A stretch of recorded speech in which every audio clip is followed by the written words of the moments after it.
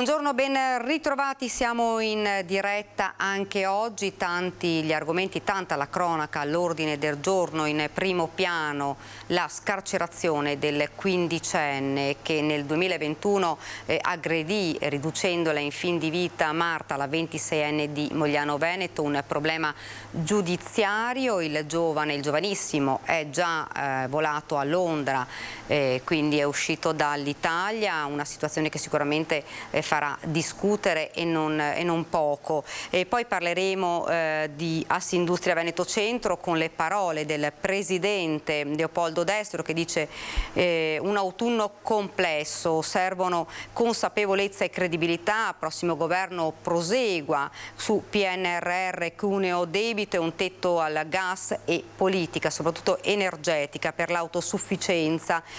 Parleremo ovviamente di Covid con una curva che sta scendendo, sono calati i casi positivi nel Veneto, nelle ultime 24 ore sono comunque 4.960 nuovi casi. Daremo anche uno sguardo alla politica estera, perché una situazione ancora difficile a Taiwan, missili balistici cinesi intorno alle coste, attivati i sistemi di difesa, Pechino lancia imponenti manovre militari, Cina useremo proiettili, vero? Una situazione instabile, qualcuno dice insomma che non accada quello che è successo già tra Putin e l'Ucraina.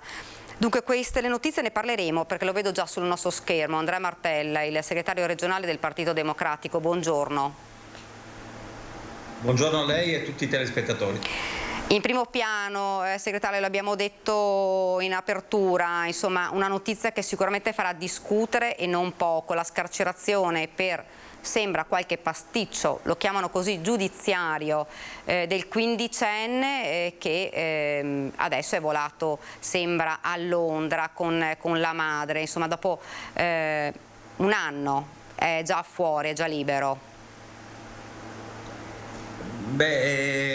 Questa è una valutazione che è difficile fare se non tenendo conto di quelle che sono le scelte fatte dalla magistratura e sulle quali mi auguro venga fatta chiarezza quanto prima, perché noi dobbiamo sempre agire nella consapevolezza che viviamo in uno Stato di diritto, ma anche in uno Stato in cui devono essere garantite la certezza anche delle pene. Però ribadisco, è un tema su cui mi auguro venga fatta la luce al più presto nei prossimi giorni.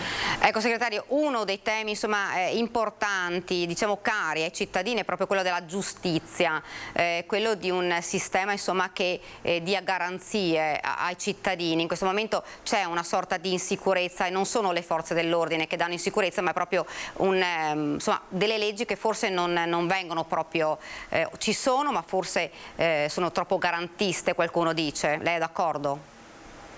Mi è capitato di parlarne anche recentemente in occasione degli episodi di femminicidio che ci sono stati nella nostra regione e che lei ricorderà, e lì abbiamo parlato appunto di certezza della pena, della necessità che le sanzioni che vengono date dalla magistratura siano applicate e di garantire ai cittadini il rispetto delle leggi. Ecco, a me pare che sia un tema fondamentale. Il lavoro delle forze dell'ordine è un lavoro egregio, il lavoro della magistratura è un lavoro che serve a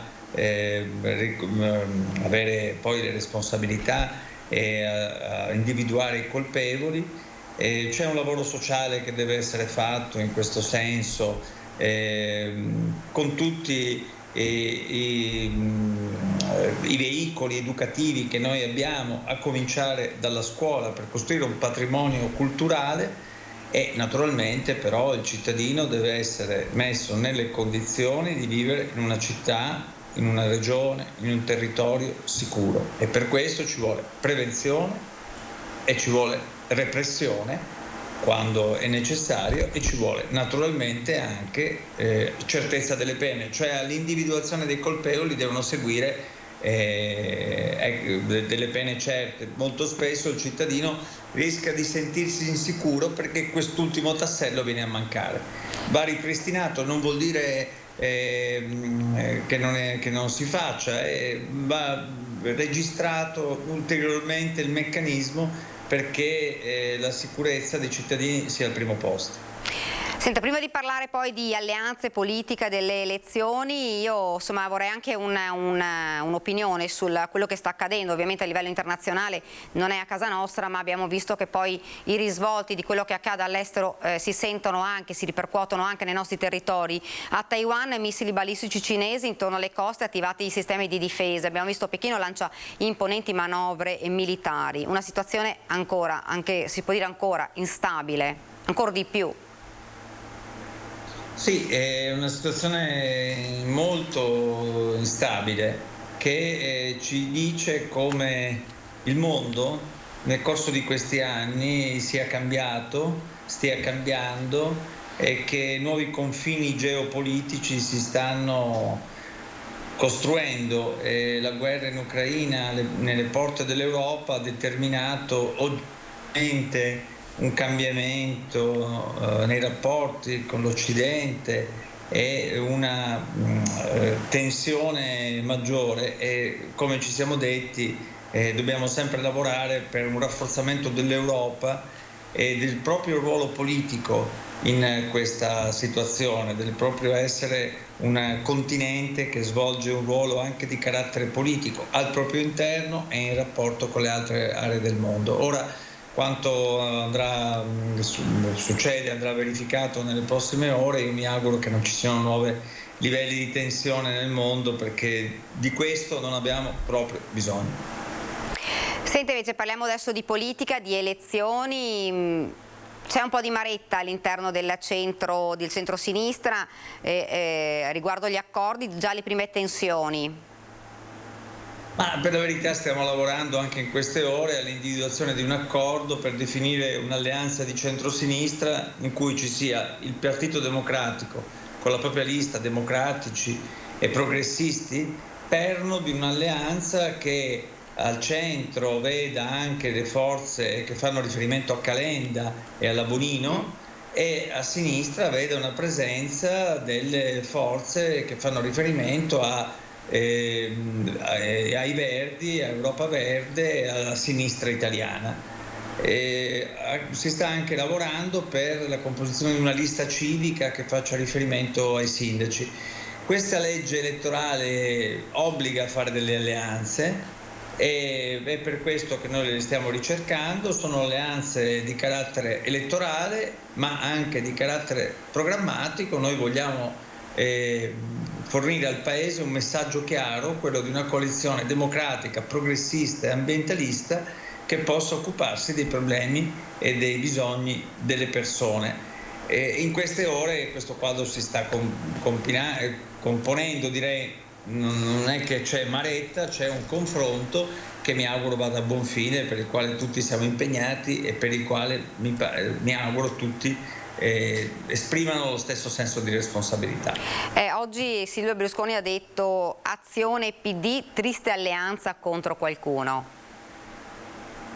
Invece uno potrebbe dire triste fine di Forza Italia in uno schema di subalternità a Fratelli d'Italia. Berlusconi non è più trainante, traina la Meloni, il centrodestra è più destra che centro, anche Salvini è a rimorchio della Meloni. Però senza parlare da altri, io direi che l'alleanza con Calenda che noi abbiamo fatto è un segnale positivo, e anche con la Bonino, di unità, di responsabilità, che pone al centro questioni programmatiche serie, il lavoro, l'impresa, la sostenibilità ambientale, e che di fatto ha riaperto la partita per le elezioni politiche, perché questa alleanza è un'alleanza competitiva e siccome ci sono anche molti incerti, ancora il 40% secondo i sondaggi, insomma dobbiamo lavorare, c'è una campagna elettorale di mezzo e la partita è aperta. Se qualcuno pensava che fosse già vinta per il centrodestra, non è così. Ecco, questa reazione di Berlusconi le iscrivo, diciamo, ad una reazione rispetto ad una partita che oggettivamente è riaperta per la vittoria delle prossime elezioni politiche. Ecco, diciamo l'alleanza PD-Calenda ha messo però alla finestra qualche partito che dice con Calenda no. come dicevo prima, noi stiamo lavorando per fare in modo che in questa alleanza ci siano anche Sinistra Italiana, Europa Verde e questa alleanza dei civici. E nelle prossime ore non è che ci sia un veto, nelle prossime ore mi auguro si raggiunga l'obiettivo per eliminare queste tensioni e per fare in modo che questa alleanza, come ho detto, abbia una parte più centrale e una parte più di sinistra ed ambientalista. Sono abbastanza sicuro che le cose andranno così, per cui non credo che vada data questa lettura che il centro-sinistra non trova un accordo. Il centro-sinistra lo troverà, in queste ore stiamo vedendo, dall'altra parte fanno accordi, in 2 minuti si spartiscono seggi, ministri, parlano poco di programmi, sono d'accordo su tutto e su niente, ma insomma noi abbiamo un altro percorso un po' più serio. Fra i temi caldi, quelli che interessano i cittadini, sono quelli appunto delle pensioni, della politica energetica e un tetto al gas, ed è proprio quello che diceva oggi, ieri a Industria Veneto con il presidente Leopoldo Destro. Dice: un autunno complesso, servono consapevolezza e credibilità. Prossimo governo prosegua su PNRR, cuneo debito e un tetto al gas. Beh, innanzitutto mi auguro che anche gli imprenditori, i rappresentanti di Confindustria si ricordino chi ha fatto cadere il governo Draghi. E chi ha fatto cadere il governo Draghi sono i 5 Stelle e Lega e Forza Italia. E magari rammentino che se questo governo non ha potuto proseguire nella trattativa europea anche per il tetto al prezzo del gas o le altre cose che stava facendo Mario Draghi, lo devono al fatto che Forza Italia e Lega hanno deciso di fare esplodere questa crisi che era stata innescata dal Movimento 5 Stelle. E quindi mi auguro che quando si parla di un governo responsabile si capisca che un governo responsabile può essere quello che continua nel solco del programma del governo Draghi, dell'agenda Draghi. Questi siamo noi. Ecco, lei diceva... No, mi scusi, dica pure. No, e quindi è chiaro che in autunno noi rischiamo delle situazioni difficili dal punto di vista economico e sociale, con un'inflazione più alta, quindi bisogna lavorare per tutelare il potere d'acquisto dei lavoratori e delle famiglie, per sostenere il lavoro, e rivalutando le pensioni e anche combattendo il lavoro precario. E tra i nostri accordi abbiamo messo anche il salario minimo e contemporaneamente la riduzione del cuneo fiscale a favore dell'impresa. Mi pare un segnale importante per fare in modo di far cogliere che noi teniamo insieme le ragioni di chi il lavoro lo fa e di chi il lavoro lo produce. Ecco, i 2 partiti che continuano ad avere un po' una crescita sono quelli del PD e Fratelli d'Italia.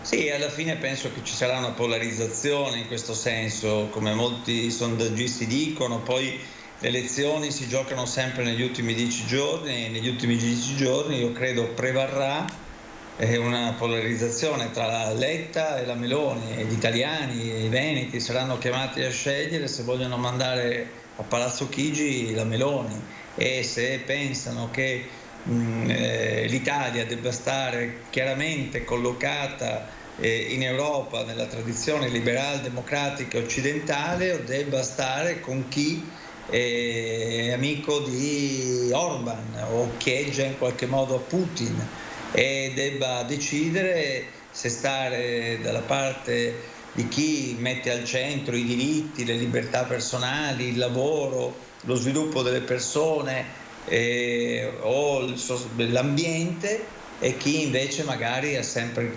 negato anche la crisi ambientale, o che insomma sui temi dei diritti o delle persone o del lavoro ha idee che a me non paiono adeguate nemmeno in questa fase. Ecco, questa sarà la partita e io mi auguro che per noi possa essere un'elezione vincente in cui prevalga una certa idea del paese e prevalga anche un programma come il nostro, che si colloca appunto nell'agenda Draghi e del governo che è stato appena irresponsabilmente mandato a casa. Ecco, una volta insomma delineati tutte le alleanze, si attendono i nomi poi dei candidati. Eh sì, questo avverrà solamente dopo che avremo, mi auguro, nella giornata di oggi, domani mattina, definito le alleanze, cioè questo perimetro che dicevamo prima, e a quel punto sarà possibile individuare anche i nomi anche che esprimerà il PD. E quello io ho ricevuto nel corso di questi giorni delle rose di candidature da tutto il territorio. Adesso nel confronto con il segretario nazionale cercheremo di comporre una lista la più competitiva possibile, che tenga insieme merito, competenze, consenso e anche un'apertura alla società civile, al mondo del lavoro, alle realtà civiche, proprio perché vogliamo fare una lista aperta e competitiva. La ringrazio, grazie davvero, grazie segretario.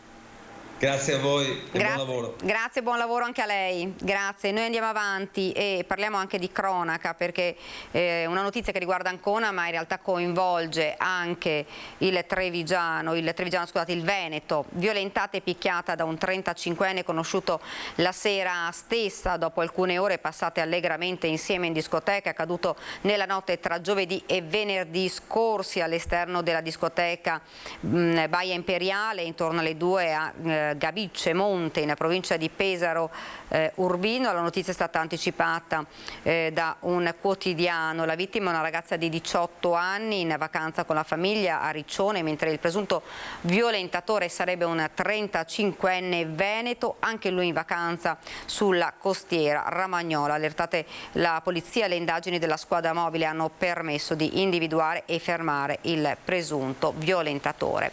E poi l'abbiamo detto all'inizio di questa nostra edizione, è quella della scarcerazione del quindicenne dopo che aveva aggredito nel 2021 e quasi reso in fin di vita la giovane Marta di Mogliano Veneto. Sentiamo.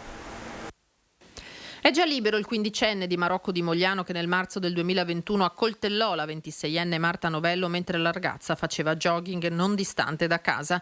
23 coltellate, la vita pesa un filo, la lunga riabilitazione della studentessa e poi un doloroso percorso giudiziario sfociato nella condanna a 6 anni e 8 mesi per tentato omicidio, poi ridotti a 5 in appello. Ora, per la mancanza di una notifica a causa di una data in calce sbagliata, il minorenne è potuto tornare in libertà e avrebbe fatto perdere le proprie tracce. C'è chi sostiene che sia volato a Londra, dove la madre lavora come cuoca. Il ragazzino è stato scarcerato a Napoli il 21 luglio per scadenza dei termini di custodia cautelare.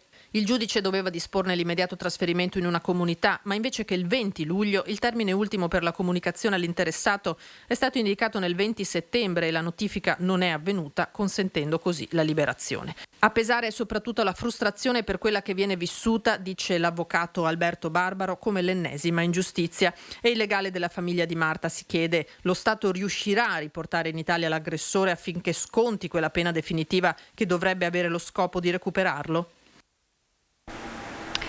Ci spostiamo ora nel veneziano ed esattamente a Jesolo. Contro il dilagare di tanti episodi di violenza, il sindaco corre ai ripari ed emana una nuova ordinanza con cui chiude nuovi accessi al mare nei fine settimana fino a domenica 21 agosto.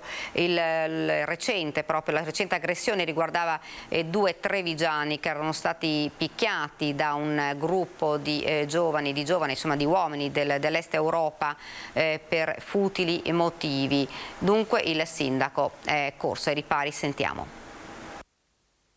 Contro la violenza dilagante di questi ultimi giorni, a Jesolo il sindaco corre ai ripari ed emana una nuova ordinanza con cui estende il divieto di accesso all'arenile dalle 3 strade nei pressi di Piazza Mazzini.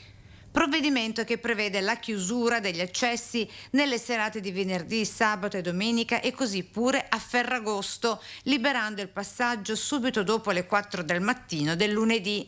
Dopo l'arrivo questa settimana di 25 nuovi militari a presidio della città, tra carabinieri e guardia di finanza, ora anche questa nuova disposizione di Christopher De Zotti contro il dilagare di tanta troppa violenza concentratasi in soli pochi giorni tra risse, sparatorie e accoltellamenti, con al centro della cronaca spacciatori, sbandati e baby gang. Ed ora invece abbiamo collegato con noi, lo vedo già sullo schermo, Federico D'Incà, Ministro per le Relazioni per il Parlamento. Buongiorno. Buongiorno a voi, buongiorno. Insomma, abbiamo sentito qualche giorno fa l'addio al Movimento 5 Stelle, Ministro.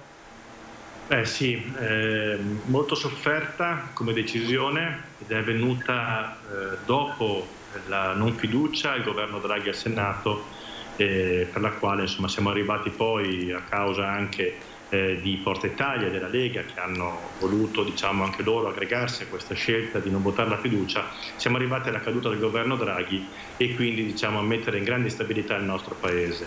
La mia è stata una sofferenza personale, una decisione presa dopo una settimana di riflessioni e alla fine non c'era altra possibilità che andare verso una decisione di uscita dal Movimento 5 Stelle e di decisione in qualche maniera di continuare nel fronte progressista, perché io credo che il Paese debba andare avanti e in qualche modo anche esprimere una contrarietà nei confronti di quelle forze politiche che in maniera irresponsabile ci hanno portato al voto che per l'amor di Dio era da qui ai prossimi mesi possibile, probabilmente a marzo o ad aprile, ma sicuramente ci permetteva di avere un cappello importante, quello del governo Draghi, in questi mesi così difficili che saranno carichi di instabilità anche internazionale. Basta vedere le problematiche che abbiamo in questo momento tra Cina, Stati Uniti e Taiwan, le problematiche che voi conoscete della guerra tra Ucraina e Russia, che ci mette in grandissima difficoltà sotto il profilo economico attraverso l'incaro del costo del gas, o addirittura si parla di un razionamento in autunno, e poi chiaramente le altre sfide che il nostro Paese deve portare avanti per affrontare il PNRR, su cui sto lavorando in queste ultime 2 settimane per ottenere il numero massimo di riforme possibili, per avere le tranche, quelle del 31, 12 e 22, che insomma sono più di 20 miliardi di euro. Ecco, lo stava accennando lei. Oggi il presidente di Assindustria Veneto Centro, Leopoldo Destro, ha detto sarà un autunno complesso, servono consapevolezza e credibilità. Il nuovo governo prosegua proprio su PNRR e cuneo debito e un tetto al gas. Il presidente Destro ha perfettamente ragione, ha parlato anche appunto di responsabilità e di credibilità. Io non so chi ha mandato a casa il governo Draghi come possa definirsi credibile. Io ho avuto una grande sofferenza interiore, ma alla fine ho deciso di lasciare il Movimento 5 Stelle perché non era comprensibile in Veneto il fatto di aver mandato all'aria il governo Draghi. Reputo che i cittadini devono fare le proprie riflessioni in queste giornate di agosto, in quelle di settembre, e devono scegliere. Insomma, nella vita bisogna fare anche delle scelte, per quanto dure siano, se era giusto trovarsi in questa condizione di instabilità politica o se diversamente invece ritengono corretto quello che sta succedendo. Io ho fatto le mie scelte, l'ho trovato assolutamente sbagliato. Il Paese ha bisogno di andare avanti con stabilità politica, era una maggioranza molto larga, io so quanta fatica si faceva per poter stare tutti quanti insieme, ma bisognava ragionare per il bene del Paese e continuare a farlo per i prossimi mesi, che sono tra i più difficili in assoluto dal 1946-47 in poi. Guardate, saranno mesi molto molto impegnativi quelli di settembre, ottobre, novembre. Si potevano affrontarlo con alla guida del nostro Paese il Presidente Draghi, si è fatta la scelta sbagliata di affrontarli invece andando alle prossime elezioni. La classe politica si guarda l'ombelico, questo è un errore e occorre dirlo in tutti i modi e in tutti i luoghi. Ministro, in un momento, come diceva lei, già difficile sotto un po' tutti gli aspetti, dal sanitario all'economico. Ma guardate voi, siamo ancora alle prese col Covid. Siamo alle prese con le riforme del PNRR, che non basta semplicemente il passaggio parlamentare, occorre fare anche decreti legislativi, quelli attuativi. Non è una cosa semplice poter cambiare un paese. Abbiamo la riforma del civile, la riforma del processo penale, la riforma degli appalti, la riforma della concorrenza, la riforma del fisco, la riforma della giustizia tributaria. Passaggi pazzeschi per il nostro Paese che dovevano essere continuati, arrivare fino almeno al prossimo anno, e poi alla fine ognuno decideva di fare quello che voleva. È un errore enorme, io lo trovo un errore che pagheranno le prossime generazioni, lo pagherà tutti quegli italiani che questa mattina si sono alzati, i nostri veneti, per andare a lavorare, lo pagheranno gli imprenditori, non si può accettare una considerazione del genere. Io ho fatto la mia scelta con sofferenza, mi pare essere stato l'unico forse che ha fatto una scelta del genere, a parte qualche altro collega ministro che ha vissuto sulla sua pelle le importanti iniziative portate avanti con il governo Draghi. Tutto il resto invece fa orecchie da mercante, fa finta di nulla e pensa semplicemente alle prossime candidature.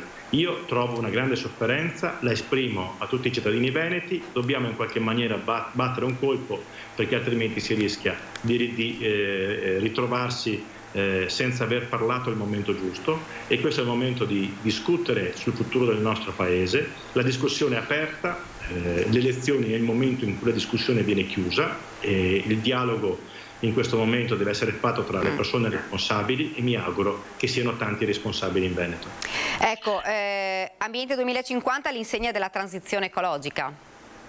Ma sì, abbiamo voluto aprire un'associazione politica che si chiama Ambiente 2050, abbiamo pensato una data nella quale io avrò 74 anni, oggi ne ho 46, una data dove ci serve poter parlare di ambiente da oggi in poi in maniera pragmatica, sapendo che dobbiamo mantenere la temperatura sotto il 1,5 gradi, perché insieme a tutto il resto delle problematiche di cui abbiamo discusso c'è il tema ambientale che ha prodotto siccità nel nostro Paese, abbiamo i bacini montani vuoti, abbiamo i fiumi in secca, abbiamo i raccolti che vengono perduti, abbiamo problemi di acqua nel nostro Paese, e in Veneto, dove alla fin dei conti invece non abbiamo mai sofferto come in questa terribile estate e nel terribile inverno scorso. E quando non c'è una problematica di acqua e di siccità, c'è una problematica magari di fenomeni di perturbazioni così impattanti, mi viene in mente la tempesta Vaia, che provocano la caduta di milioni di alberi e danni ambientali pazzeschi. E poi abbiamo le microplastiche, abbiamo il tema dell'energia, il tema dell'energia rinnovabile, come trasformare la nostra società per uscire dal carbon fossile.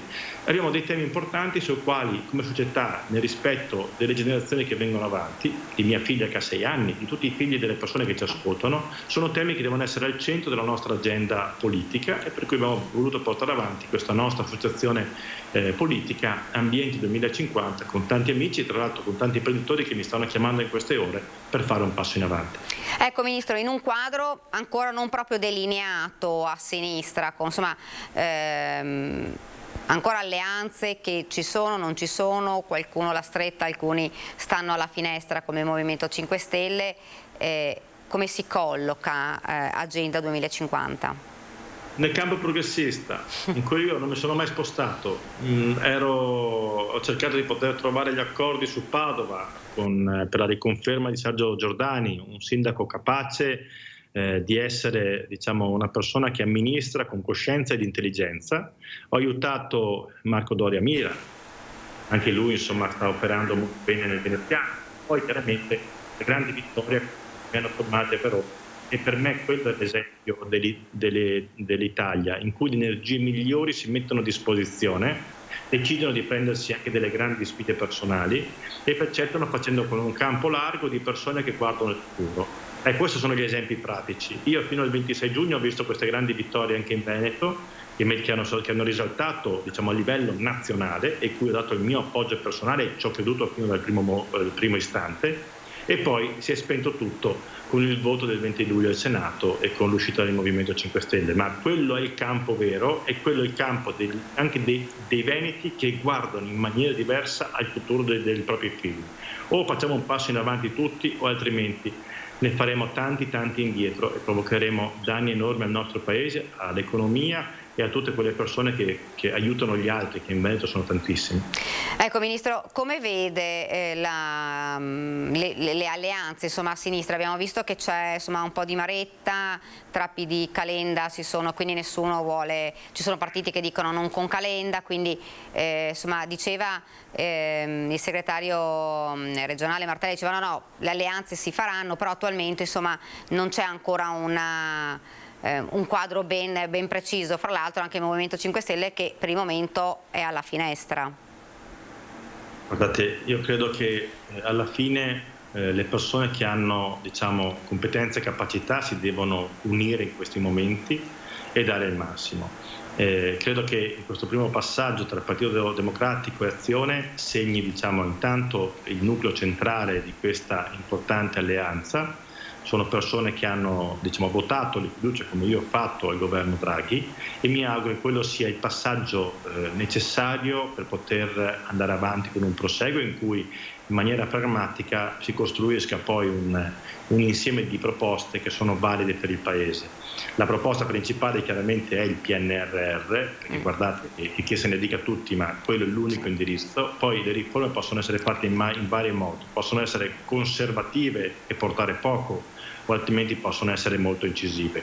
Io, da quello che ho capito quando lavoravo in azienda, se vuoi rilanciare un'azienda deve avere una prospettiva molto intelligente, capace di guardare verso il futuro, e ci vuole molto coraggio.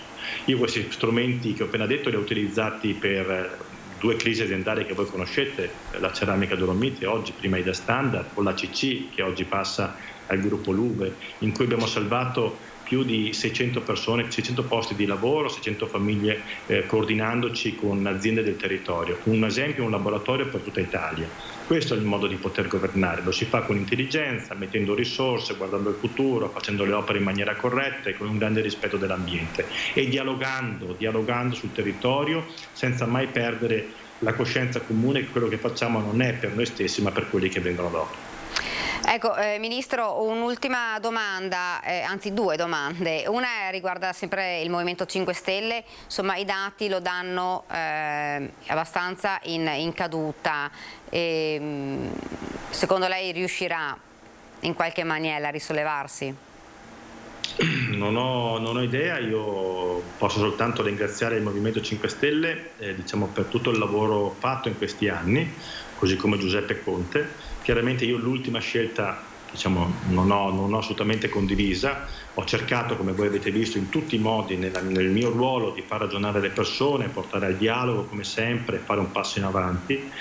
Il 5 Stelle è stato piuttosto ingenuo in quell'occasione, ha dato la possibilità poi a Forza Italia, alla Lega e a Fratelli d'Italia con la Meloni di portarci al voto, perché poi ragazzi questo qua è il succo, non è che ci sia molto altro, e quindi alla fin dei conti credo che la decisione deve essere presa in questi campi, cioè in qualche modo dobbiamo riuscire a ragionare sul fatto che il nostro Paese deve avere uno sguardo verso il futuro e non possiamo fermarci. Un'ultima domanda, oggi la notizia che sicuramente farà discutere non poco è la scarcerazione del 15enne che aveva aggredito la 26enne Marta Mogliano Veneto, accoltellandola, riducendola in fin di vita per un problema giudiziario. Scarcerazione, e il giovanissimo è già volato all'estero con la madre. Insomma, questo mette un po' di malumore anche fra i cittadini, perché dicono com'è possibile che uno ha un'accusa di tentato omicidio, poi per un cavillo, per un problema giudiziario possa uscire. La verità è che è ancora più importante la riforma del processo penale che è in atto e la riforma del processo civile che è in atto. È questo che dobbiamo fare noi. Se vogliamo togliere i cavilli, la giustizia va riformata. Abbiamo fatto entrambi le 2 leggi deleghe e quindi mancano soltanto i decreti legislativi.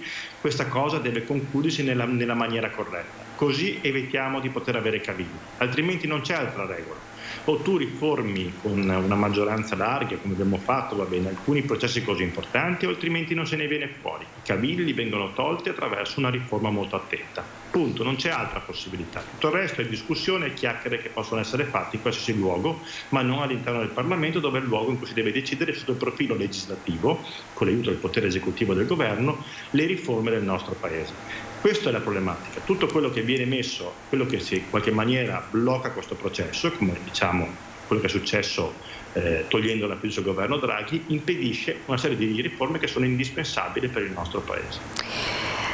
Ministro, la ringrazio, grazie davvero.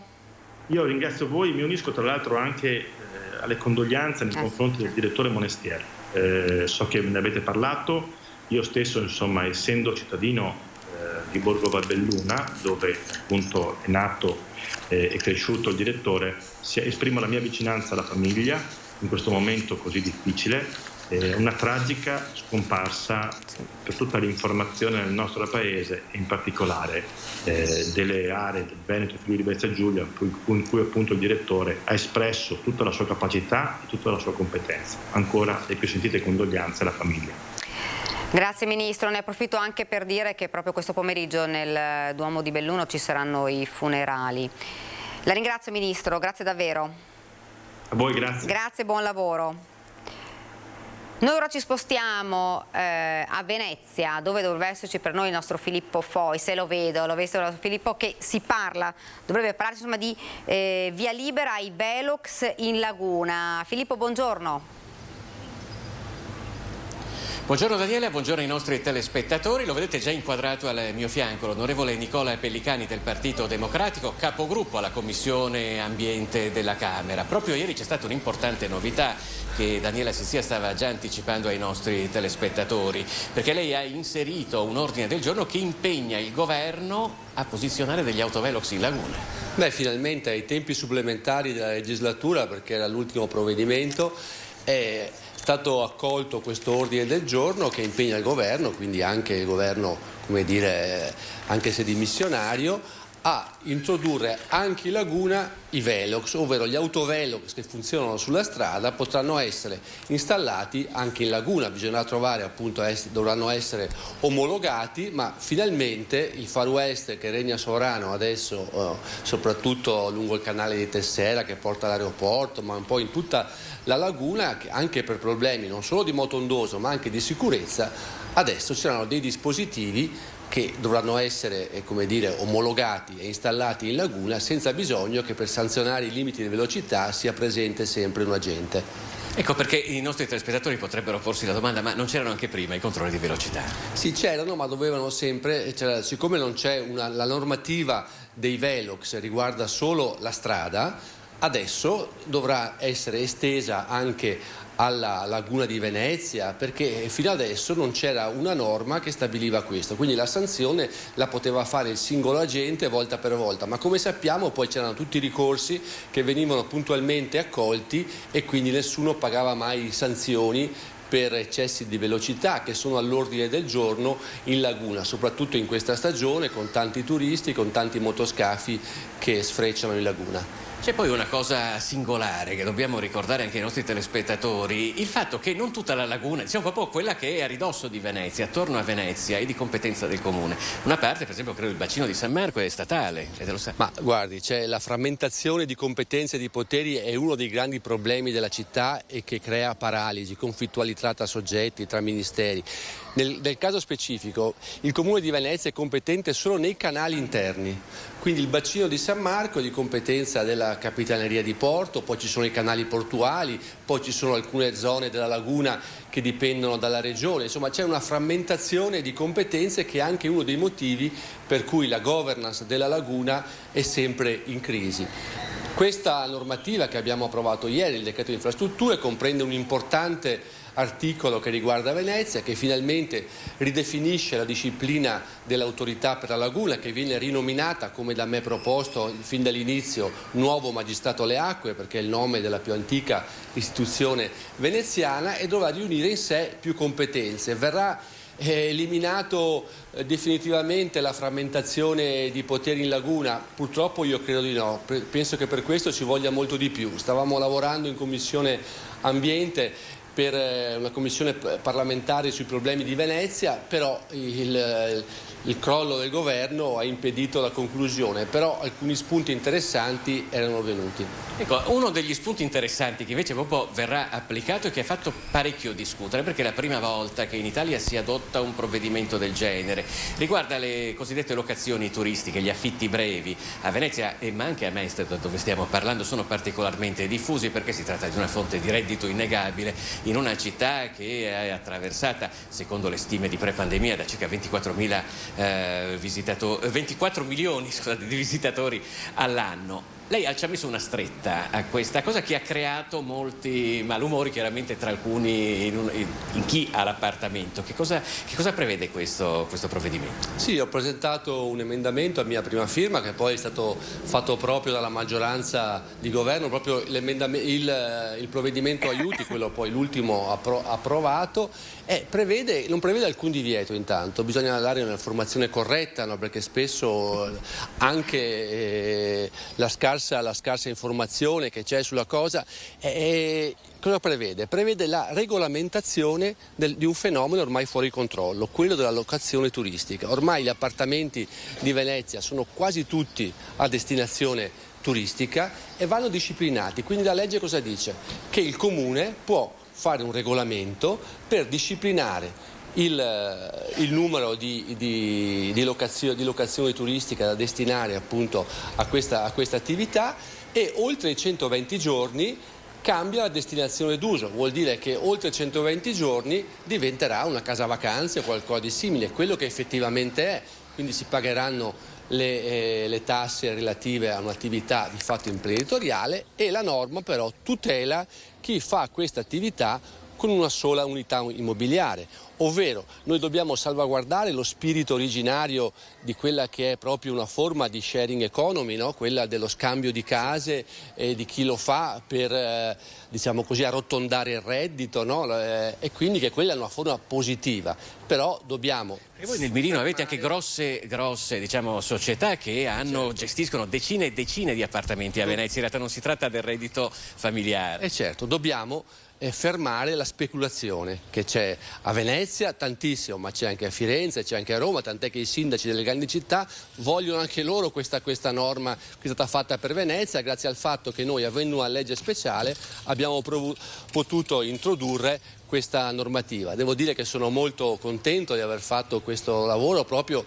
in zona negli ultimi giorni della legislatura, e adesso la palla, come dire, passa al comune, che dovrà mettere a punto questo regolamento, ovviamente in un clima di condivisione, lo stesso che ho adottato io, per poi rendere possibile l'approvazione dell'emendamento. Quindi un regolamento fatto assieme alle categorie, fatto insieme alle associazioni e ovviamente a tutto il Consiglio Comunale. Ecco, naturalmente ci sono state delle polemiche, però qualche dato bisogna ricordarlo. Venezia proprio in questi giorni, parliamo di Venezia città, sta per scendere sotto la soglia dei 50.000 residenti, una soglia sotto la quale il ministro Brunetta ha detto risulta difficile parlare ancora di città per quello che riguarda Venezia.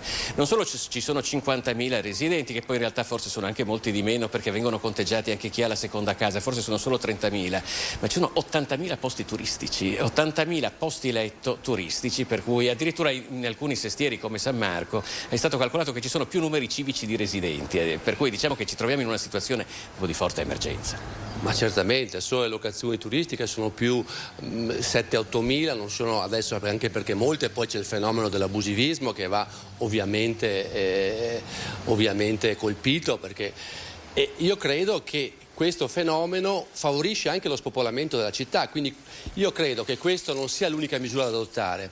Chi dice che invece crea posti di lavoro, e chiaramente i proprietari di appartamenti dice che crea posti di lavoro e favorisce la residenzialità. Ma io dico, intanto non creiamo nessun divieto, quindi i posti di lavoro resteranno, si fa solamente una regolamentazione che dovrà essere accompagnata anche da altre misure. Penso innanzitutto da incentivi per chi affitta la casa a residenti o comunque fa affitti di lunga durata. Noi dobbiamo creare, e già su questo ad esempio il Comune di Bologna lo sta già facendo, senza avere la nostra norma sulle locazioni turistiche, ha previsto, per favorire gli affitti di lunga durata, un fondo del Comune. Noi dobbiamo con la legge speciale finanziare in modo pesante questo tipo di incentivi. Io penso il Comune può tirar fuori 10 milioni su questa cosa, 10 milioni di euro per incentivi a chi affitta a residenti o comunque fa locazioni di lunga durata. Quindi se noi abbassiamo la fiscalità per chi affitta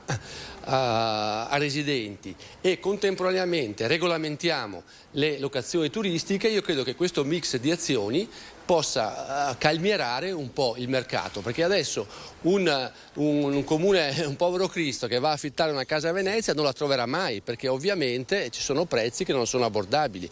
Le locazioni turistiche hanno fatto degenerare il mercato, l'hanno fatto impazzire. Dobbiamo calmierarlo con degli strumenti che vanno introdotti. Diciamo che il dibattito è aperto poi in chiusura di collegamento, però dobbiamo anche ricordare che diverse altre città europee hanno adottato dei provvedimenti analoghi ad Amsterdam e Barcellona, per esempio, e che da questo punto di vista il fronte, diciamo, che si divide, ma è bipartisan. Prima ho citato l'ex ministro oramai Brunetta, ma anche l'assessore al commercio del comune di Venezia, Sebastiano Costalonga, addirittura con la delibera antipacottiglia, quella che vieta le aperture, aveva detto: per la salvaguardia di Venezia bisogna derogare ad alcune leggi del libero mercato. Ne riparleremo allora. Intanto noi vi restituiamo la linea, ringraziamo naturalmente l'onorevole Nicola Pellicani del suo intervento e restituiamo la linea a te, Daniela. Grazie davvero, grazie all'onorevole, grazie anche a te Filippo, e buon lavoro. Noi ci fermiamo, qualche istante di pubblicità, poi torniamo di nuovo in studio.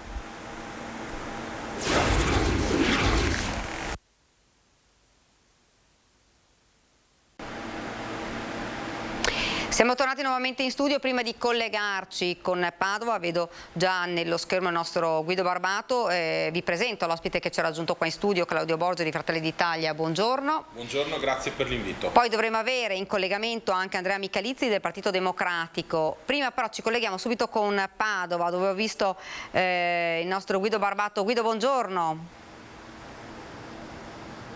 Buongiorno Daniela, buongiorno a tutti i telespettatori. Anche gli artigiani padovani e suppongo anche quelli del Veneto raccolgono e rinforzano e ribadiscono quanto il presidente di Confindustria Veneto Centro, Padova e Treviso, Leopoldo Destro, ha detto relativamente a quello che sarà la stagione produttiva da dopo l'estate.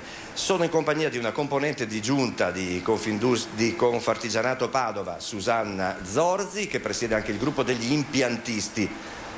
Osservate bene questa parola, poi capirete perché è importante il suo ruolo e perché siamo qui.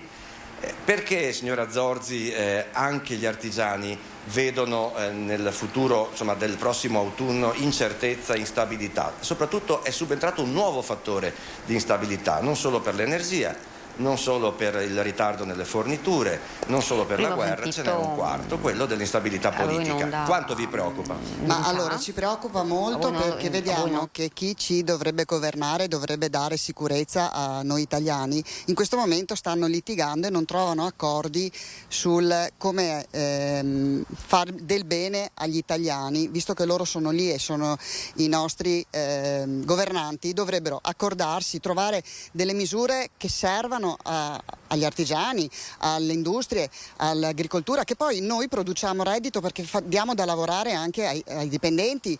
Quindi se loro non si mettono d'accordo, che sicurezza abbiamo noi nel futuro? Anche questa è una grossa incertezza che noi abbiamo come artigiani. Come dire, una maggioranza è importante per la sopravvivenza anche della piccola e media economia veneta. Sarebbe importante che si mettessero d'accordo tutti per il bene dell'Italia, non una maggioranza o una minoranza, ma che tutti lavorassero solo per il bene. È una ipotesi improbabile, impossibile da raggiungere, però almeno che si mettessero d'accordo dei gruppi per fare una maggioranza utile al Paese. Certo, anche perché si discuteva con Susanna Zorzi poco fa, i bonus per intervenire sulle aziende per esempio ci sono ed è bene che siano anche prolungati. Per esempio Padova è una zona sismica non molto alta, mi sembra, in Veneto, da quello che ci ho capito io, e lei però mi diceva che il bonus sismico potrebbe essere già una prima buona occasione. Poi ce n'è un'altra. Sì, allora noi qui siamo in una zona sismica, siamo in zona 2 e in zona 3, quindi anche come artigiani noi diciamo, per evitare che succeda quello che è successo anche in Emilia Romagna quando è arrivato il sisma, di utilizzare questi bonus per fare gli impianti, mettere a sicuro i loro capannoni. E a proposito dei capannoni, noi vorremmo incentivare tutti gli imprenditori a fare degli impianti fotovoltaici nei loro tetti, perché è molto importante produrre per se stessi l'energia. I capannoni che ci sono qui nella provincia di Padova sono tantissimi e ce ne sono anche tantissimi di dismessi. Si parla di quasi 7.000 dismessi. Sì, esatto, quasi 7.000 che sono in disuso, però se noi riuscissimo a mettere i pannelli fotovoltaici all'interno, sopra i tetti dei capannoni, riusciremo a produrre quasi l'85% del fabbisogno energetico e questo ci permetterebbe anche di avere dei costi molto più bassi. Sì, è un dato impressionante quello che ha ricavato Confartigianato Padova proprio commissionando uno studio, un rilievo sui dati dei capannoni presenti e quelli non più utilizzati. Il numero di 6.900 tra quelli dismessi fa impressione, come fa impressione questo 85% che si avvicina all'autonomia energetica. Quindi insomma ci vorrebbe forse un aiuto per agevolare l'investimento iniziale in pannelli e tutto l'impianto poi che va collegato, perché c'è come si chiama la macchina che commuta un inverter che assomiglia a quello del condizionatore ma fa un altro lavoro, e poter vendere l'energia elettrica in sovrappiù e quella invece che si riesce a usare nella propria azienda adoperarla senza dover ricorrere a forniture terze. Certo, abbiamo stimato che dal luglio 2021 a luglio 2022 l'energia è cresciuta del 300%, quindi è tantissimi i costi che noi imprese dobbiamo sostenere. Detto questo, la risoluzione 34E di giugno 2020 dell'Agenzia delle Entrate ci ha dato la possibilità anche a tutte le imprese di utilizzare proprio gli eco bonus e i sisma bonus nelle loro aziende, quindi io incentiverei e promuoverei questo discorso di autoprodursi l'energia sui tetti con i pannelli fotovoltaici. È importantissimo. Sì, direi di sì, tanto più di questo tempo e tanto più perché vi stiamo parlando, come potete immaginare, come sapete, dal Paese del Sole, che forse sfruttiamo poco. Bene, ringrazio la mia ospite Susanna Zorzi, ripeto, componente della giunta di Confartigianato Padova, e Daniela, se non ci sono domande darei la linea allo studio. Grazie davvero Guido, grazie anche alla tua ospite. Noi invece andiamo avanti con la nostra edizione e fra l'altro una notizia che arriva dal Trevigiano, vi do subito lettura, ed è stato notificato un nuovo caso probabile di West Nile al SISP riguardante un paziente del 48 di Chiarano con fattori di rischio legato ad altre patologie, ricoverato prudenzialmente a Treviso. Invece ora dovrebbe esserci già collegato con noi, vediamo se c'è Andrea Michalizzi, Partito Democratico. Eccolo qui, buongiorno. Buongiorno.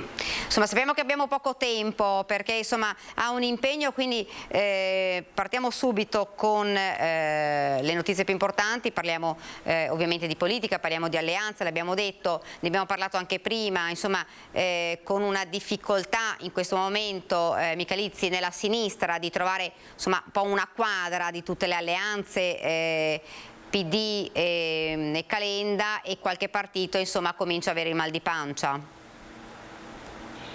Ma credo che questa sia una naturale fase di aggregazione tra forze politiche anche di nuova formulazione, quindi diciamo rispetto a uno schieramento più tradizionale i tempi che questa crisi sciagurata di governo ha imposto ora ha messo di corsa anche le forze politiche a trovare gli accordi giusti. Io penso che agli accordi sia importante comunque che si possa poi avere un'aggregazione, un po' come chiedeva anche la rappresentante prima di Confartigianato, perché consenta poi una chiarezza negli obiettivi, perché questa è la cosa più importante. E quindi io penso che queste settimane e questi giorni saranno utili per comporre un quadro quanto più omogeneo e coerente possibile. Senta, Berlusconi oggi ha detto azione PD, triste alleanza contro qualcuno. Vabbè, questa è l'opinione di Berlusconi e ci fa piacere che esprima il suo parere, Non faccio i conti in tasca ad altri dove si vedono alleanze che bisticciano, poi si rimettono insieme, forze politiche, alcune che hanno fatto parte del governo, altri no. Io penso che l'elettore queste cose le veda. Berlusconi si interessa dei fatti del PD, va bene, libero di farlo. Borgia, invece parliamo di Fratelli d'Italia, insomma la destra sembra un po' più compatta in questo momento? Certo, anche perché, come dire, dal 1994, se non erro, che andiamo uniti alle elezioni, prima con la compagine di Alleanza Nazionale, oggi di Fratelli d'Italia. È ovvio che sui territori e al governo in quest'ultimo anno, anzi in questi ultimi anni, insomma, abbiamo avuto idee diverse, però è, come dire, ormai chiaro che da sempre andiamo uniti, ci presentiamo alle elezioni. È ovvio che questa legge elettorale, soprattutto il sistema politico italiano, non permette la sera stessa delle elezioni di avere un premier e quindi una coalizione che ha vinto, perché come sappiamo c'è una repubblica parlamentare, quindi la nostra è una democrazia parlamentare e i partiti si mettono d'accordo in Parlamento dopo le elezioni. È ovvio però che attraverso questa legge elettorale, dove c'è una quota di maggioritaria e dove c'è il proporzionale, possiamo sicuramente avere una pattuglia di onorevoli, quindi deputati e senatori, rispetto ai sondaggi che oggi ci sono, che potrebbe per la prima volta dopo tanti anni permetterci di avere la maggioranza, così che il centrodestra poi possa governare. Chi sarà il premier? Ce lo siamo detti, nel senso che in questi ultimi giorni sono uscite delle dichiarazioni del nostro leader Giorgia Meloni e degli altri leader Salvini e Berlusconi, dove appunto chi prenderà più voti, quindi il partito che esprimerà più voti e più consensi, indicherà il prossimo premier. Io ovviamente auspico che sia Giorgia Meloni e che sia Fratelli d'Italia ad esprimere e ad indicare il prossimo premier. Sarebbe un segnale positivo per tutta la nazione avere per la prima volta una donna presidente del Consiglio. Questo è ovviamente l'auspicio di un militante che conosce Giorgia Meloni da quando ha 15 anni, perché faccio politica tra le file dei movimenti di destra, giovanili di destra, da quando sono ragazzino. La conosco, è stata la mia presidente nazionale di Azione Giovani e io ero presidente del movimento giovanile di Alleanza Nazionale in provincia di Treviso, e quindi insomma c'è un legame forte. Io insomma auspico che ci sia questa scelta, ecco. Michelizzi, Partito Democratico e Fratelli d'Italia sono i due partiti che in questo momento sono in crescita. Sì, noi abbiamo registrato un buon trend di crescita. Padova è stata, per esempio, nella nostra città, da poco è andata al voto, anche occasione dove si è vista che territorialmente il partito sta facendo dei buoni risultati. Io credo paghi, come dire, un atteggiamento di coerenza rispetto anche a un'agenda Draghi che ha tenuto sicuro il paese, che sciaguratamente forze politiche che adesso dicono di essere unite e compatte, anche oggi non capisco perché la trasmissione parte su un livello di compattezza su forze politiche che invece sugli obiettivi e sul lavoro fatto in questi mesi sono stati divisi tra chi ha sostenuto il governo e divisi tra chi invece non l'ha sostenuto. Ora, ovviamente le elezioni e l'appetito degli obiettivi di cui si parlava prima, e quindi mettere insieme persone che hanno lavorato invece su obiettivi diversi, io credo che il Paese abbia bisogno invece di un atteggiamento, non una ensemble di situazioni che hanno corso fino adesso separati e che sono uniti solo dall'obiettivo, come dire, della poltrona, ma quello di mantenere una coerenza con il percorso che in questo momento il Paese ha tracciato e che l'agenda Draghi ha delineato chiaramente, sulla quale si stavano ottenendo risultati importanti. La crescita del PD, immagino, la domanda era partita, sta anche su questi obiettivi. Noi faremo la nostra partita con chiarezza, con coerenza, e insomma contiamo anche di raccogliere buoni risultati. Sì, per replicare, per quanto ci riguarda, vorrei ricordare che Giorgia Meloni ha fatto parte come ministro della gioventù di uno dei governi Berlusconi. Ribadisco che noi comunque sia, a prescindere dalle scelte fatte in Parlamento durante questi anni, ci siamo presentati uniti, sempre dal 94 in poi a tutte le elezioni politiche. È ovvio che poi ci sono visioni diverse. Fratelli d'Italia è stato coerente dall'inizio alla fine della legislatura del mandato. Abbiamo detto mai con PD, mai con 5 Stelle, ma perché abbiamo visioni, abbiamo ideali, abbiamo obiettivi e programmi completamente diversi e noi non siamo abituati a sederci con chi non la pensa come noi, o meglio a governare con chi non la pensa come noi, perché a sederci, a dialogare, a discutere noi siamo sempre disponibili, però a governare con chi come dire, su temi fondamentali è diametralmente opposto a noi facciamo veramente molta fatica, e lo abbiamo dimostrato, ed è forse anche per questo che ci premiano. Poi vorrei anche ricordare che nei più di 1000 comuni in Italia il centrodestra governa insieme nella maggior parte di questi 1000 comuni, governa bene, a volte in alcune occasioni si va divisi, ma nella stragrande maggioranza dei casi andiamo uniti e vinciamo. Vinciamo perché sanno tutti che nei comuni, quando ci presentiamo, solitamente siamo uniti, siamo efficaci, rispettiamo i programmi e soprattutto governiamo bene.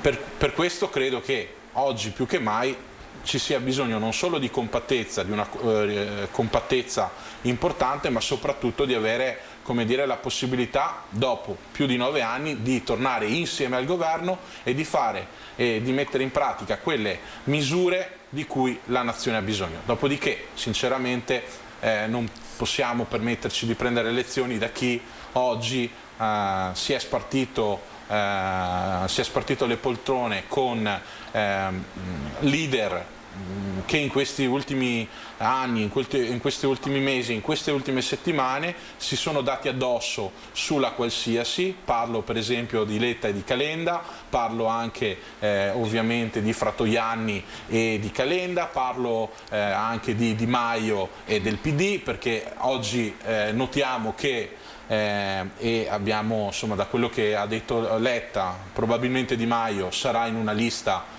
del Partito Democratico, quindi sarà in un proporzionale o sarà in uno nominale blindato. Ecco, ricordo a tutti che Di Maio in questi oltre 4 anni e mezzo di legislatura ha come dire, pronunciato delle frasi irripetibili nei confronti del Partito Democratico e dei suoi esponenti. Se noi di centrodestra probabilmente su alcune cose non siamo andati d'accordo, su visioni, ma non siamo mai arrivati a questo livello come dire, di differenze, soprattutto non solo nei programmi ma anche dialettiche.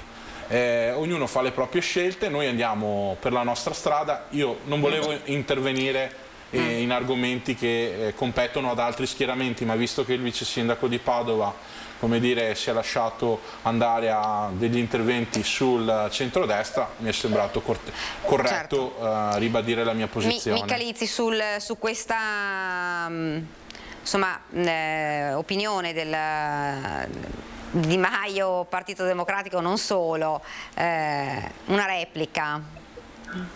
Bah, cosa devo dire? Siamo al gossip politico, cioè chi se ne frega francamente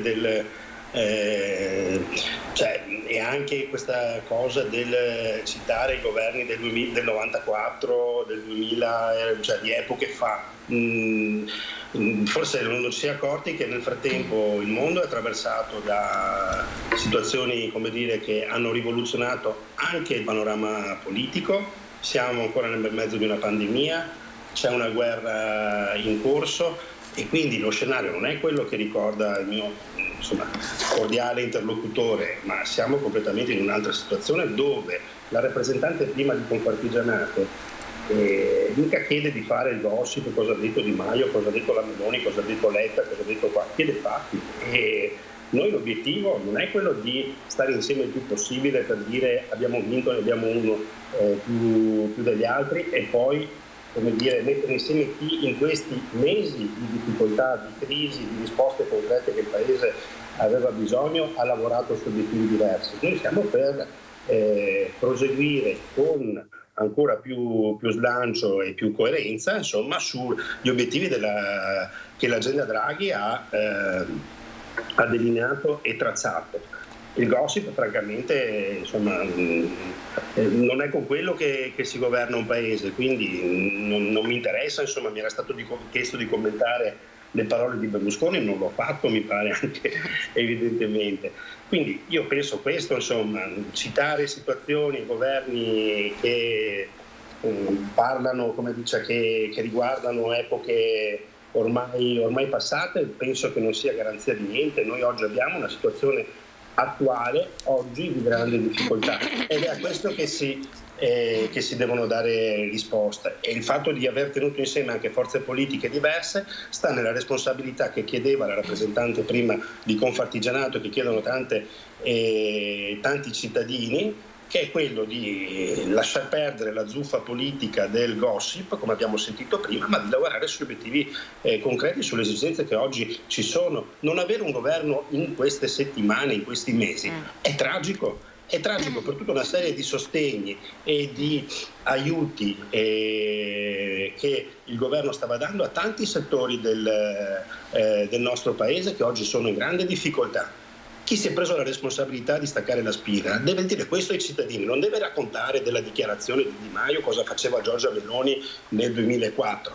Deve spiegare oggi alla gente come si può, come le imprese con l'aumento delle bollette possono continuare a tenere aperti i loro cancelli e far lavorare le persone che possono portare a casa lo stipendio alle famiglie. Questi sono i temi di cui bisogna parlare, certo. Non delle dichiarazioni del gossip certo. politico, ma cosa se ne frega di quello? Siete coerenti su questo? Bravi, tutti uniti contro il Di Maio di turno, Letta di turno, il Berlusconi di turno, ma sulle proposte per il Paese fino all'altro ieri eravate uno dalla parte e uno dall'altra. Non è di questo che ha bisogno questo Paese.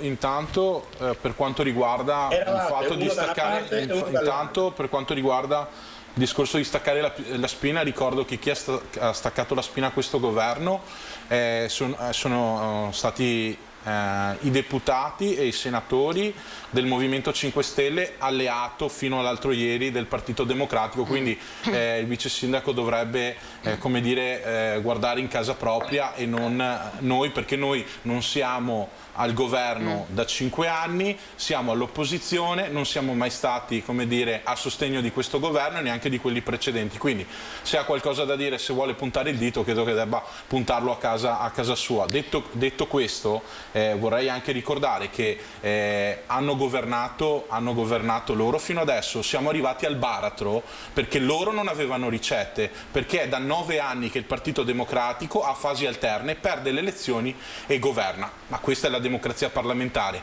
Però non vengano a raccontare a noi il paese reale, il programma, il gossip. Noi non facciamo gossip. Se a voi fa piacere di stare e avere nelle vostre liste gente che vi ha denigrato, vi ha chiamato ladri, banditi, ha detto che siete il partito di Bibbiano, fate le vostre scelte, ma questo non è gossip. Parliamo di programmi, parliamo di temi. Io i temi che ho sentito negli ultimi 6 mesi da parte, anzi 1 anno e mezzo da parte di Letta sono Ius Soli e DDL Zan, temi sul lavoro centrali, non ne ho sentiti parlare. Ad oggi ancora parliamo di temi che non sono al centro del dibattito. Bisogna intervenire sul tema del lavoro, questo bisogna fare, bisogna incominciare a capire, a rendersi conto che la pressione fiscale in questo paese è insostenibile da parte degli imprenditori e solo in questo momento, solo grazie all'abbassamento di questo costo del lavoro riusciremo a mettere più risorse in tasca ai lavoratori, e allora ci sarà la possibilità di parlare di salario minimo, perché le due cose devono andare di pari passo, e lo dice uno che viene dall'esperienza politica della destra sociale, per cui so benissimo di cosa parlo e soprattutto quali sono i temi. Non faccio gossip. Vede, io sono un amministratore locale quanto lei, faccio il vice sindaco di Montebelluna, per cui sono abituato a lavorare per i cittadini. Questa mattina ero alle 7 municipio, probabilmente come lei, a cercare di risolvere i problemi. Quindi io il gossip non lo faccio. Io mi do da fare per i cittadini quello che fanno tutti gli amministratori locali, a prescindere dai partiti. Scusate, io volevo anche fare una domanda, perché oggi è fondamentale, parlava Michalizzi, ci diceva insomma ci vogliono fatti, lo chiedono le associazioni di categoria, lo chiedono anche i cittadini. Oggi il presidente Destro diceva servono consapevolezza e credibilità, il prossimo governo prosegua su PNRR, cuneo debito e un tetto al gas e soprattutto la politica energetica per l'autosufficienza. Michalizzi? Sono i temi fondamentali, poi oltre a quello ovviamente sicurezza, oltre a quello delle pensioni, sono i temi importanti, quelli che vogliono i cittadini. Sì, erano quelli a cui accennavo prima, cercando di uscire da una schermaglia politica assolutamente inutile. L'interlocutore non ha risposto ai temi che ho posto io, ma comunque... Come no, ho risposto nel merito, come no, ho risposto e anche nel merito. E le ricordo che il governo è fino alla scadenza delle elezioni è in carica, quindi il governo c'è, esiste ed è presente. Non so se non abbiamo più Michalizzi, se è caduto il collegamento probabilmente. Quindi noi comunque andiamo avanti perché vediamo un attimo il servizio proprio sull'incertezza della guerra, lo shock energetico e le parole, insomma, l'allarme degli industriali di Padova e Treviso. C'è una difficoltà, un rallentamento che si evince soprattutto nella parte export, quindi meno nella parte nel mercato interno e nel mercato italiano, più nella parte export, e questo quindi ci fa capire che l'economia sta iniziando, del nostro territorio di Padova e Treviso, sta iniziando a rallentare. Le incertezze della guerra, lo shock energetico, l'instabilità politica post caduta del governo, la tempesta perfetta sopra le imprese. È il presidente di Assindustria Veneto Centro, Leopoldo Destro, a lanciare l'ultimo appello alla politica di fronte all'analisi congiunturale del secondo trimestre 2022, perché la resilienza delle imprese di Treviso e Padova consente di mantenere solido il sistema, ma non ancora per molto. La zavorra sta bloccando la crescita. Sono dati ancora positivi perché siamo al 7,2%, però è il dato più inferiore degli ultimi 4 trimestri. Per gli industriali, fiducie attese sui livelli di produzione e ordini e condizioni di investimento sono in costante deterioramento. Il 95,3% delle imprese è gravato da rincari delle materie prime e poi il capitolo costi energia, 10 volte più cara rispetto al 2020. Gli aumenti continuano a essere molto importanti e alle volte, mi lasci dire, insostenibili. Ormai questo rappresenta veramente un tema di sicurezza nazionale, di sicurezza del nostro tessuto. Quindi va affrontato in maniera urgente e sarà una delle prime, penso, cose che dovrà affrontare sia il governo uscente che il governo che dovrà entrare, perché sennò la situazione diventa veramente preoccupante. La caduta del governo è stata l'ultima spallata. Un governo che inspiegabilmente e irresponsabilmente cade a 6 mesi dalla sua naturale scadenza. Il mix delle cose spaventa e tutte tra l'altro situazioni che hanno un orizzonte di risoluzione che non è quello di domani. Qualunque governo ci sarà, al di là del colore politico, gli industriali chiedono più competenza nei settori strategici e poi una lista di priorità urgenti. Attuare gli impegni assunti dall'Italia in Europa, proseguire senza indugio nell'opera di attuazione del PNRR per non mancare target e scadenze. E poi rientro del debito, riduzione del cuneo fiscale e di impulso agli investimenti e all'innovazione. Si chiede con urgenza un tetto al prezzo del gas e garantire la continuità delle forniture energetiche, guardando al domani per avere una maggiore autonomia energetica. Intendo quindi il gas, intendo la parte di rinnovabili e intendo anche di voler provare a ragionare anche sul nucleare di ultima generazione. Io volevo salutare adesso Andrea Michalizzi, che sapevo che aveva un impegno urgente, quindi volevo salutarlo, ringraziarlo per essere stato con noi. Vice Sindaco, la ringrazio, so che ha purtroppo al funerale a Belluno, quindi la ringrazio davvero per essere stato con noi, anche per averci dedicato questo tempo, sappiamo che hai minuti contati, grazie davvero. Grazie, arrivederci, buona giornata. Grazie, arrivederci. Noi continuiamo, parlavamo oggi, adesso abbiamo sentito quello che ha detto il presidente Destro, insomma ci sono dei temi, degli argomenti insomma, che i cittadini si attendono, sono adesso le promesse, però poi la gente vuole i fatti.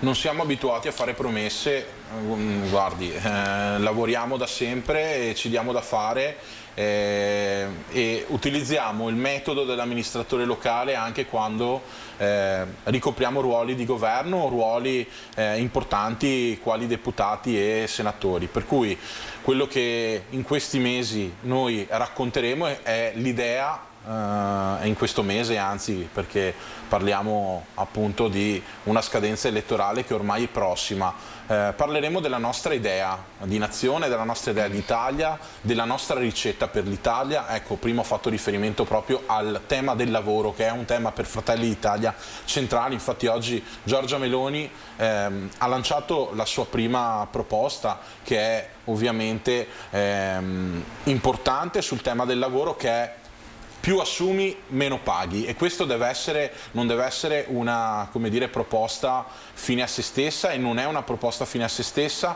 non sono gli incentivi mordi e fuggi che durano 6 mesi e poi scompaiono, ma è una proposta che deve durare nel tempo, che durerà nel tempo e che dovrà permettere agli imprenditori di avere degli sgravi fiscali continui nel tempo, nel momento in cui assumono personale qualificato, personale che poi può servire all'azienda per fare quel, come dire, scatto in più nel mercato, e soprattutto per riportare la nostra economia al centro del panorama mondiale. Quindi il lavoro sicuramente per Fratelli d'Italia, che è un partito produttivista, è sicuramente al centro dell'agenda politica. Ecco, noi lasciamo ad altri gli slogan e soprattutto come dire, le battaglie che sono, come dire, su carta e poi non si possono realizzare.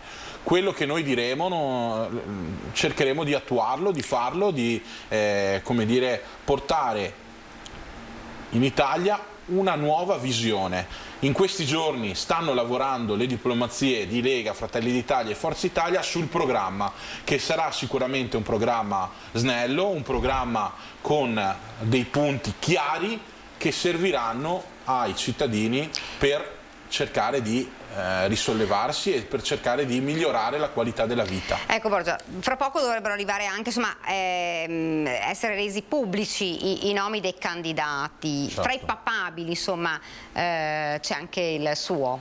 Sì, sì. Ovviamente per Fratelli d'Italia. Sì, leggo i giornali anch'io, e quindi sicuramente questo mi fa piacere, vuol dire che qualcosa nel territorio, insomma, si è fatto, e insomma questa è sicuramente un attestato di stima. Devo dire che però come dire, io sono più ferrato nelle elezioni a preferenze, quindi è difficile spuntarla in una lista di nomi come dire, decisa da altri, per cui io sono e sarò sempre a disposizione del partito. Non la vivo come dire, come una sfida, come con ansia e come una gara, assolutamente. Tra l'altro sono giovane, ho 36 anni, e poi a me piace fare l'amministratore locale, cioè avere il contatto con le persone, con la gente, risolvere problemi. Come dicevo prima, anche stamattina ero in municipio per cercare di risolvere un problema.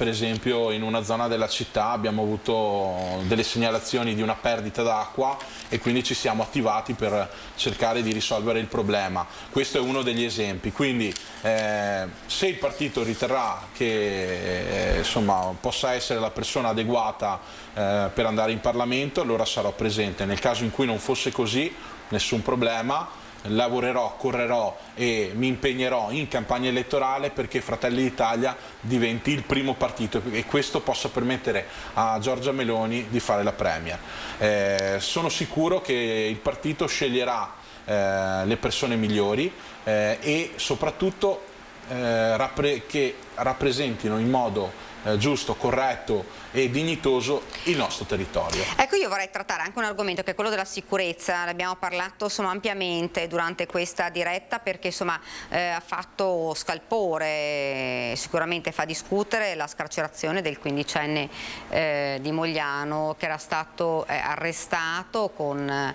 l'accusa di tentato omicidio nei confronti della 26enne che era stata aggredita. Marta era stata aggredita mentre correva a Mogliano, una storia che aveva davvero lasciato sotto shock tutta la comunità, una violenza inaudita. Un anno, è stato scarcerato, sembra per per un problema giudiziario, e lui è andato via, è andato con la madre in Inghilterra. Questo fa discutere, Borgia, perché insomma, il problema della sicurezza è uno dei temi importanti, uno dei temi che oltre alle pensioni, oltre insomma, a tutto al caro bollette, la gente chiede anche questo, chiede più sicurezza, chiede la certezza di una pena che oggi sembra non ci sia stata.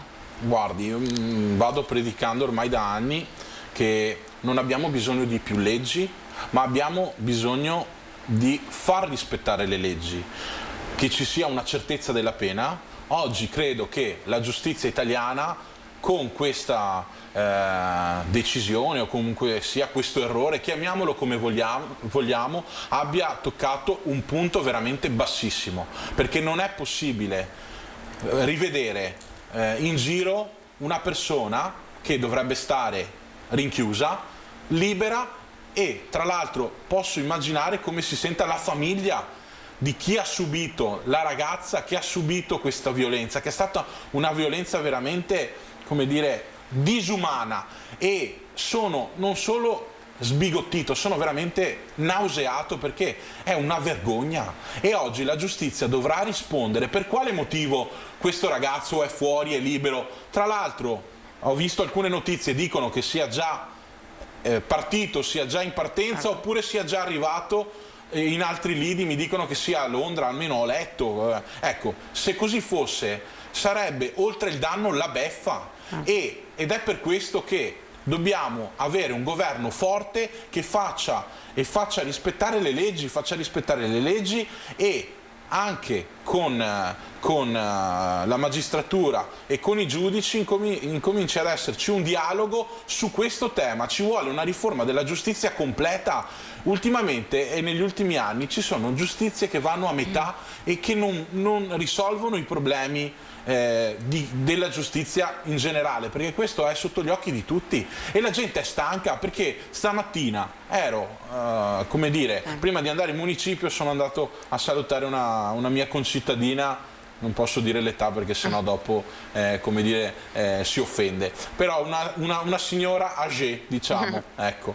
E la prima discussione è stata: ma hai visto che è uscito? Ma è possibile? È una vergogna? Ma allora in Italia è sempre così? Chi sbaglia la fa sempre franca? Allora bisogna cambiare proprio tendenza, non è possibile. Cioè io sono veramente deluso e esterrefatto. Scusi Borgia, l'altro aspetto è proprio quello che i cittadini dicono, insomma, le forze dell'ordine fanno indagini, ci mettono insomma anche giustamente il tempo per arrivare ad avere delle prove, insomma, e per poter insomma assicurare alla giustizia determinate persone, e poi accade questo. Io sono figlio di un ispettore di polizia in pensione e nipote di un brigadiere dei carabinieri che purtroppo non c'è più, e so di cosa stiamo parlando, so dell'impegno che ci mettono quotidianamente le forze dell'ordine per far rispettare le regole. Poi però purtroppo quando le forze dell'ordine completano le indagini, quando le forze dell'ordine fanno il loro lavoro, e ricordo a tutti che questi signori sono sulle nostre strade a rischiare la vita per 1.200 euro al mese, perché ci tengo a ricordarlo, perché qui parliamo di reddito di cittadinanza, ma mai nessuno ha pensato di alzare dignitosamente gli stipendi delle nostre forze dell'ordine. Questo credo che sia uno dei punti chiave che dovrà essere e dovrà far parte di tutti i programmi, non solo quello di centrodestra. Ecco, e so quanto sia difficile e per loro anche complicato fare il loro lavoro, far rispettare le regole, fare le indagini, portare gli incartamenti, portare in carcere queste persone e vedersi il giorno dopo, un mese dopo, un anno dopo, queste persone uscire liberamente dal carcere senza nessun tipo di conseguenza, talvolta scappano. Quindi ecco, sono frustrati. Purtroppo la situazione è questa, ci sono tanti agenti che si impegnano, lavorano, danno il meglio di sé e cercano di far rispettare le regole, di far rispettare le leggi, e purtroppo il loro lavoro va in fumo perché c'è qualcuno che permette a questi delinquenti di uscire liberamente. E allora è ora di dire basta. Lo dico perché ne ho sentiti di discorsi in casa. Mio padre è andato in pensione, poteva rimanere per altri anni a servire il nostro paese. Non c'erano più le condizioni, ha preferito andare in pensione perché purtroppo quando hai le mani legate, la situazione è veramente incandescente e talvolta bisogna agire e oggi è il tempo di agire. Ecco, un'ultima domanda perché vedo che poi manca poco al termine di questa edizione. E la gente dice sì, adesso tante promesse da parte di tutti i partiti, perché questa è la disillusione un po' poi della politica. Tante promesse, però poi magari quando si arriva al governo i fatti non vengono più mantenuti, le promesse non vengono mantenute e quindi la gente si aspetta oggi, come si è sempre aspettato, di avere dei fatti. È ovvio che quando c'è una campagna elettorale, c'è un programma, c'è una lista di cose che si vogliono fare. Non sono promesse estemporanee, anche perché, le dico la verità, io sono andato a elezioni un anno fa, perché le elezioni sono uguali per tutte, anche se sono di livelli diversi. E io non ho fatto promesse ai miei cittadini, non ho detto vorrei fare questo, ho fatto vedere quello che ho fatto in questi 5 anni e ho preso 3 volte i voti dell'ultima volta.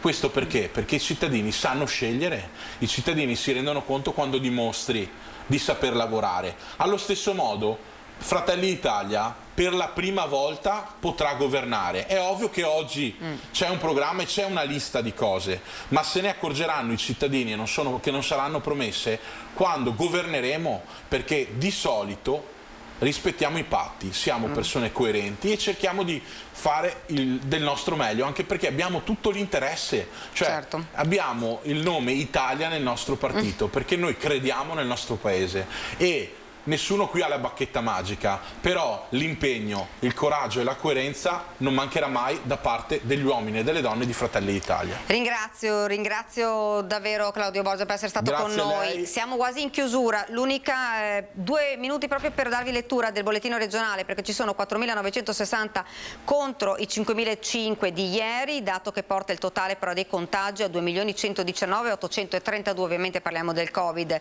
e scendono invece nuovamente gli attuali positivi a 82.780, quindi con un meno 1.702, calo anche dei ricoveri in area medica negli ospedali con 1.079 e un leggero aumento nelle terapie intensive con 45, un più 7. Queste dunque le notizie. Grazie davvero ancora a Claudio Borgia, buongiorno a tutti. Grazie ai registi che ci hanno seguito, Andrea Basso che ci ha seguito passo dopo passo e Mattia Pizzaia, e non mi rimane che lasciarvi al meteo e a domani. Grazie.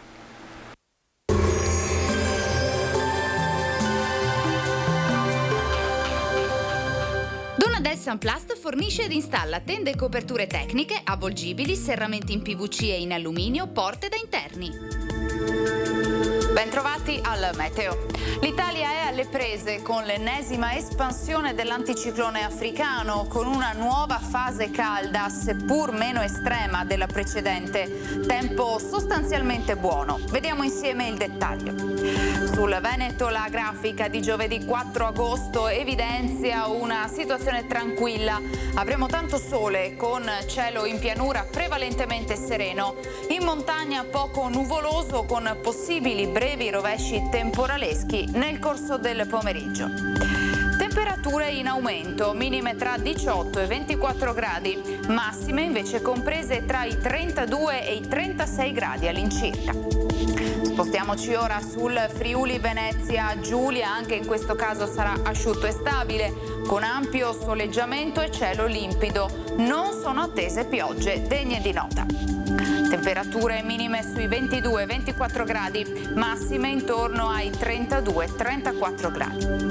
Infine diamo uno sguardo alla situazione del Trentino Alto Adige, anche qui sarà soleggiato, non si esclude qualche isolato temporale pomeridiano. Temperature minime intorno ai 20 gradi, massime sui 35 all'incirca. Dal meteo di Antenna 3 per ora è tutto, grazie per l'attenzione, arrivederci.